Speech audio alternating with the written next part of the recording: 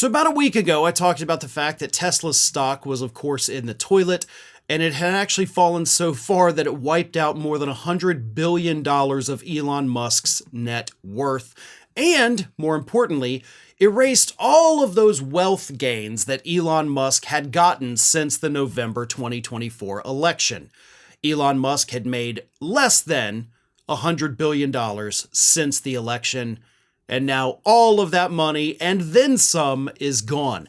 And that's just from the stock price tumbling. Now Elon Musk has another problem on his hands, as the reports for February are now coming out from across the globe, and it looks like Tesla sales around the planet are plummeting. We have already seen this year, and I've talked about in the past, the declining sales of Tesla vehicles in Europe, specifically in Germany, right? When Elon Musk came out and endorsed their far-right party, and then, of course, they didn't win the election recently, so that hurt Elon Musk over there. It hurt him across Europe. But the best numbers, and by best I mean worse for Tesla, but best for people who despise Elon Musk, the best numbers are actually coming from Australia.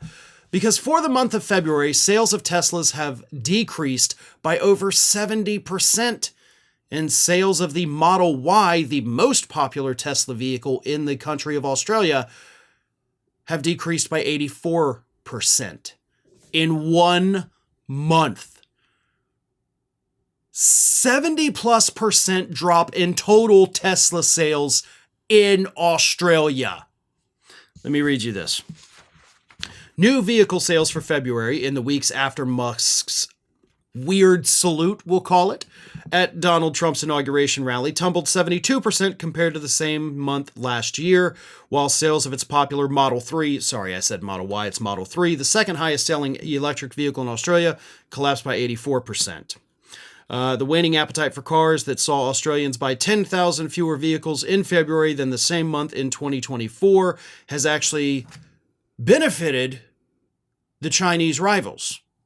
So you've got China pumping out electric vehicles, and those sales are still doing great in Australia. In fact, they're kind of increasing because people are switching from their Teslas to the Chinese models. So it's not that there's not an appetite for electric vehicles, it's that people are actively going out of their way to not buy Elon Musk's cars. And according to some of the people that The Guardian spoke to in Australia, a lot of it has to do with that weird salute that he made after Trump's inauguration.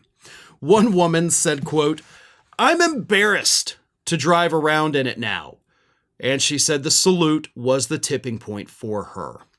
Unfortunately, she says she is trapped in a lease that she has been unable to get out of. So what she did instead was she purchased a sticker from Mad Puffer Stickers, which is based in Hawaii. It's an online store. And they sell stickers that say, "I bought this before Elon went crazy."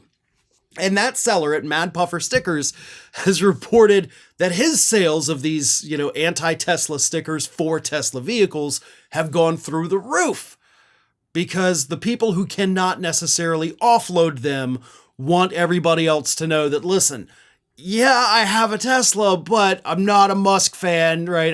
I wanted an electric car. I wanted the features. So I'm going to put this sticker on there so everybody knows, like, hey, I didn't get this because I'm one of those Musk weirdos. I just liked the car. This is hilarious to me, because this is very reminiscent of what happened with Mike Lindell and MyPillow. MyPillow was a very successful, profitable company before Mike Lindell threw his lot in with Donald Trump, and then he lost every single one of his brick and mortar stores. His sales went, down the toilet, just absolutely decimated his own company because he decided to get in with Donald Trump. But okay, maybe the world's richest man, obviously it's not going to affect him as much, right? Wrong! It is! And I love every second of it, because this is what needs to happen. Elon Musk is actively dismantling the United States government. Earlier this week, in a segment that I haven't even been able to get to yet because there's just news coming out like a fire hose at this point, Elon Musk actually called for the United States to pull out of both NATO and the United Nations. He's firing tens of thousands of government workers, and according to the courts, he's doing it illegally.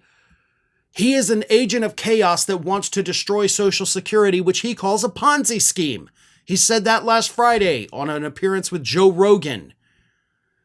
This man is a disease on this country. He's firing air traffic controllers, threatening the FAA employees that if you don't let my Starlink take over the Verizon contract for $2.4 billion, you're fired.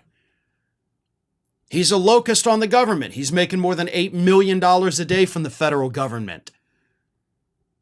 And the only thing we can do is not use his products, right? We got the major boycotts of Amazon right now, major boycotts of Target. Tesla is also on that list, and that one is not being publicized enough by the media. Writer, director, actor Alex Winter has done a phenomenal job of promoting, all of these Tesla boycotts across the country. If you follow him on Blue Sky, he's all over it every day, all day. And that's what needs to happen because it's having an effect. The stock price is tanking, sales are tanking across the globe. Everything is going badly for Elon Musk's businesses. And once he's no longer joined at the hip at the federal government, he might lose it all. I mean, it's going to take a while because he has so much money, but he seems to be very foolish with it. Everything he touches turns to garbage. The government that he is now running is what has propped up his businesses for years. And you take that away, and he's left with nothing. Now, we can't do that, obviously, while Trump is president, but if a Democrat wins in 2028, every contract that man holds for any of his companies should be immediately terminated. Let's save government money that way. That would ruin him and his businesses. And that is actually an achievable goal if this trend continues. Did you know that you might be missing out on wonderful content from me? I mean, you're here already because clearly you like what you see. So if you're not already, please do subscribe to the channel. Make sure you like the video, share them with your friends and family, but also follow me across the rest of the social media world. And it's not that hard to do. Whether it's X or Twitter, whatever you want to call it, Facebook, Instagram, TikTok, Threads, on every one of those platforms, you can find me at the username @FarronBalanced. Simple enough, right? So get on it. And if you don't feel like going to each one of those outlets individually, lucky for you, we have links in the description of this video to take you right to my pages across all of social media. So don't miss a minute.